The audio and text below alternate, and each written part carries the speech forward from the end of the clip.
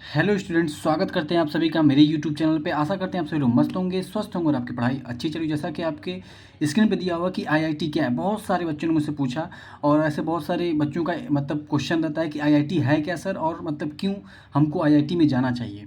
तो सबसे बड़ा कारण जो मैं इसका बताऊंगा, लास्ट में बताऊंगा आईआईटी में क्यों जाना चाहिए। सबसे पहले मैं बताता हूँ कि आईआईटी क्या है, व्हाट इज आईआईटी। ठीक है, सबसे पहले आईआईटी बन जाइए 1950 1950 में इसका स्थापना हुआ था। ठीक है, सबसे पहले आईआईटी खड़गपुर को बनाया गया था 1951 और 1950 के अराउंड, मतलब 1950 से लेकर 1951 के बीच में आईआईटी खड़गपुर का स्थापना किया गया था। ठीक है, और देखिए आईआईटी का फुल फॉर्म होता क्या है, इंडियन इंस्टीट्यूट ऑफ टेक्नोलॉजी। ठीक है, इसका क्या नाम है, इंडियन इंस्टीट्यूट ऑफ टेक्नोलॉजी इसका नाम है। हिंदी में इसको बोलते हैं भारतीय प्रौद्योगिकी संस्थान। ठीक है, और टोटल आईआईटी कितने, मैं आपको बता दे रहा हूँ, इसको याद रखिएगा। टोटल आईआईटी लगभग कितने हैं, 23 है। और मैंने आपको बताया था फर्स्ट आईआईटी कौन सा है, आईआईटी खड़गपुर है। हालांकि हमारे देश में 23 जो आईआईटी हैं, जो अपने आप में सब के सब बहुत ही अच्छे हैं, लेकिन जो पहला हमारा आईआईटी खड़गपुर है वो पहला हमारा बना था। ठीक है, साथ ही साथ अगर रैंकिंग देखा जाए तो रैंकिंग में भी जैसे अब 23 आईआईटी हमारे देश में है, तो 23 में रैंकिंग भी होती है। आईआईटी की रैंकिंग भी निर्धारित होती है हर साल। तो कभी आईआईटी मुंबई फर्स्ट पे आता है, कभी आईआईटी दिल्ली फर्स्ट पे आता है, कभी कभी आईआईटी कानपुर, मतलब खड़गपुर, ऐसे करके रैंकिंग चेंज होती रहती है। ठीक है, तो कहने का मतलब ये है कि 23 जो आईआईटी वो अपने आप में सब के सब के हैं, बहुत ही अच्छे हैं, बेस्ट हैं। तो आप किसी भी आईआईटी में अगर आप करते हैं तो ऐसा नहीं है कि वो आईआईटी खराब, या ऐसा दिमाग में बहुत सारे मिथ भरते हैं। आईआईटी सारे के सारे बहुत ही बेस्ट हैं। कुछ टॉप जो आईआईटी वो बहुत अच्छे हैं, जैसे कि दिल्ली हो गया, मुंबई हो गया, खड़गपुर हो गया। ठीक है, इस तरीके के आईआईटी बहुत अच्छे हैं, मैं आगे भी इसके ऊपर चर्चा करूंगा। ठीक है, आईआईटी कराता क्या, आईआईटी आपको इंजीनियरिंग कराता है। ठीक है, एक ऐसा मतलब एक ग्रेजुएशन की डिग्री देता है। कौन सा ग्रेजुएशन डिग्री देता है, बीटेक। ठीक है, साथ ही साथ आप आईआईटी से एमटेक भी कर सकते हैं। ठीक है, क्या कर सकते हैं, एमटेक भी, और साथ ही साथ पीएचडी भी कर सकते हैं, और भी कुछ कोर्सेज आईआईटी कराता है। ठीक है, तो इतनी चीज़ आपको समझ में आ गई होगी कि आईआईटी कैसे क्या करता है। ठीक है, क्या कराता है। ठीक है, अब आते हैं आईआईटी कौन कौन कर सकता है। ठीक है, आईआईटी कौन कर सकता है, आईआईटी वो स्टूडेंट कर सकता है जिसने 9th के बाद 10th में क्या लिया हो, मैथ लिया हो। ठीक है, जब 9th 10th में, मतलब मैथ तो रहता ही रहता है, कुछ बच्चे शुरू से ही छोड़ देते हैं, मैथ छोड़ देते हैं। ठीक है, तो अब देखिए 9th 10th आपने मैथ से पढ़ा हो, मतलब पीसीएम से, साथ ही साथ 11th और प्लस 12th आपका क्या होना चाहिए, पीसीएम होना चाहिए, मतलब फिजिक्स केमिस्ट्री मैथ होना चाहिए, और अच्छे से स्ट्रांग होना चाहिए। ठीक है, आप आईआईटी में जाएंगे, मैं बताऊंगा कि आईआईटी में आगे चलकर कितना पैकेज और कितनी सुविधाएं मिलती है, वो सारी चीज़ मैं आगे डिस्कस करूंगा।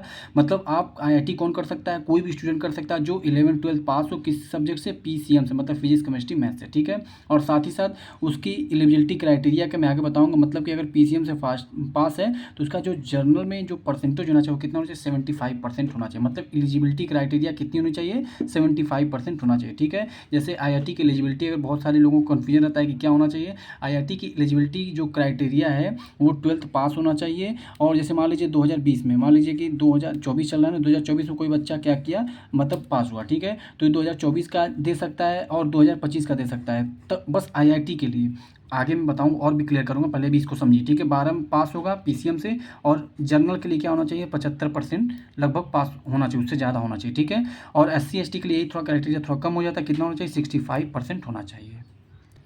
तो बहुत सारे बच्चे ये भी पूछते हैं, मैं आपको एक चीज़ और क्लियर कर दूं कि टोटल जो आईआईटी 23 है, उसका मैं नाम आपको फटाफट ऐसे ही बता देता हूँ। ठीक है सर, आईआईटी पहला कौन था, खड़गपुर था। सेकंड नंबर पे कौन था, आईआईटी बॉम्बे बना था। ठीक है, कब बना था, 1958 में, मतलब 1958 में।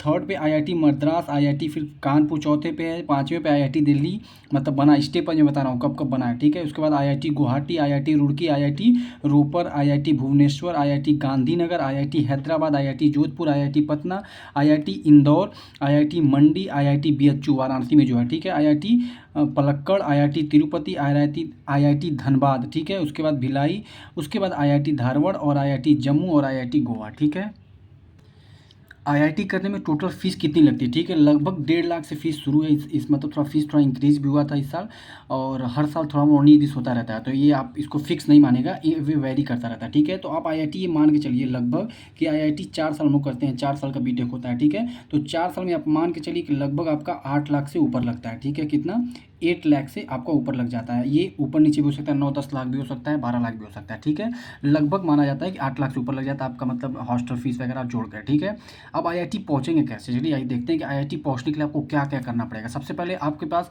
पहला स्टेप ये पास करना होगा कि 12th आप पास आउट हो और पीसीएम सब्जेक्ट्स हो, और साथ ही साथ आपका 75% से ऊपर क्राइटेरिया होना चाहिए परसेंटेज, मतलब आपका 12 में 75% से ज़्यादा होना चाहिए, ठीक है। उसके बाद आप क्या करेंगे, जेईई मेंस का फॉर्म भरेंगे। जेईई मेंस का फॉर्म भरेंगे तो जेईई मेंस एक एग्ज़ाम होगा। जेईई मेंस आपको क्या करना होगा, क्वालीफाई करना होगा। क्या करना होगा, क्वालीफाई करना होगा। उसके बाद जब जेईई मेंस आप क्वालीफाई करेंगे तो कहाँ आ जाएंगे, आप जेईई एडवांस के एग्जाम पे आ जाएंगे, ठीक है।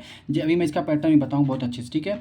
अब जैसे ही जेईई मेंस आपने क्या किया, क्वालीफाई किया। जेईई मेंस क्वालीफाई करने के बाद आप क्या करेंगे, जेईई एडवांस का फॉर्म, मतलब जेईई एडवांस को आप क्या करेंगे, एग्जाम देंगे। और जेईई एडवांस का जैसे ही आप एग्जाम देंगे, आपका बहुत ही अच्छा रैंक होना चाहिए, ठीक है।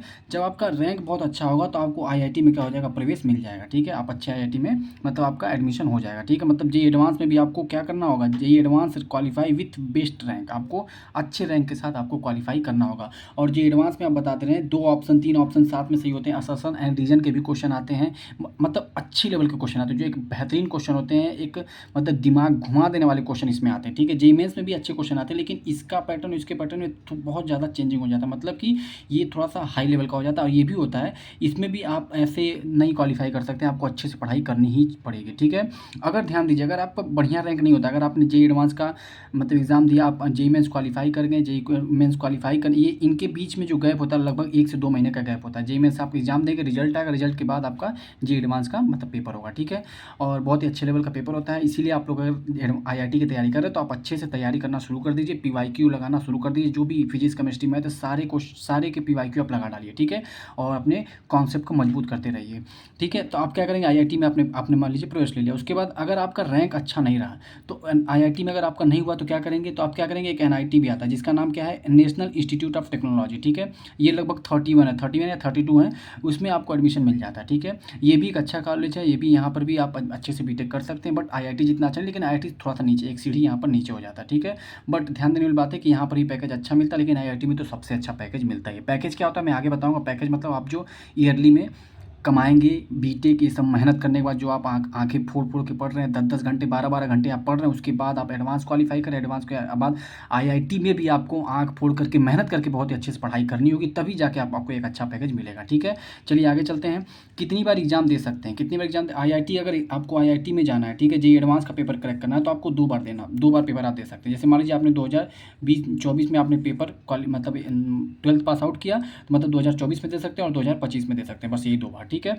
लेकिन अगर आप जेईई मेंस सिर्फ देना चाहते हैं, आपको आईआईटी में नहीं जाना, एनआईटी में नहीं जाना, आपको कोई नॉर्मल कॉलेज में भी, कोई गवर्नमेंट कॉलेज से भी बीटेक करना चाहते हैं, तो आप टोटल कितनी बार दे सकते हैं, 3 बार दे सकते हैं, ठीक है। चलिए आगे चलते हैं। क्या इसका पैटर्न होता है जेईई मेंस का, मैं आपको बता दे रहा हूँ फटाफट, जल्दी जल्दी। वीडियो में बहुत फास्ट बना रहा हूँ ताकि कम समय में आपको ज़्यादा कुछ बता सकूँ। तो जेईई मेंस का पैटर्न क्या होता है, 75 क्वेश्चन होते हैं, ठीक है। टोटल मार्क्स कितने हो जाते हैं, 300 को जाते हैं। एक क्वेश्चन कितने नंबर का होता है, 4 नंबर का होता है, और 1/4 निगेटिव मार्किंग भी होती है, इसको भी याद रखिएगा, ठीक है। तो निगेटिव मार्किंग भी एक फैक्टर बहुत बड़ा है, ठीक है। अब ध्यान दीजिए, इसमें फिजिक्स में 25 क्वेश्चन होते हैं, केमिस्ट्री में 25 क्वेश्चन होते हैं, और मैथ में कितने होते हैं, 25 क्वेश्चन होते हैं, ठीक है। तो इस तरीके से ये हमारे पास इतने, ये हमारा जेईई मेंस का क्या है पैटर्न है। जैसे आप इसको क्वालीफाई करेंगे, जेईई एडवांस के लिए आप क्वालीफाई हो जाएंगे, ठीक है। तो जैसे ही आपने जेईई मेंस का एग्जाम दिया और जेईई मेंस का आप क्वालीफाई करेंगे, कट ऑफ आता है, कट ऑफ आप पार करेंगे तो जेईई एडवांस का पेपर दे सकते हैं। उसके बाद फर्स्ट आप फिर क्या करेंगे, आईआईटी में प्रवेश ले सकते हैं, ठीक है। मतलब आपका आईआईटी में एडमिशन हो जाएगा।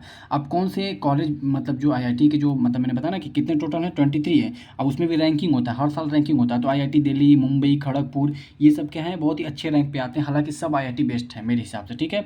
और भी बहुत सारे लोग जो अच्छे अच्छे टीचर, वो लोग भी बताते हैं कि सारे मतलब आईआईटी लगभग अच्छे हैं, लेकिन रैंकिंग में अगर देखा जाए तो आईआईटी दिल्ली हो गया, मुंबई हो गया, खड़गपुर हो गया, ठीक है।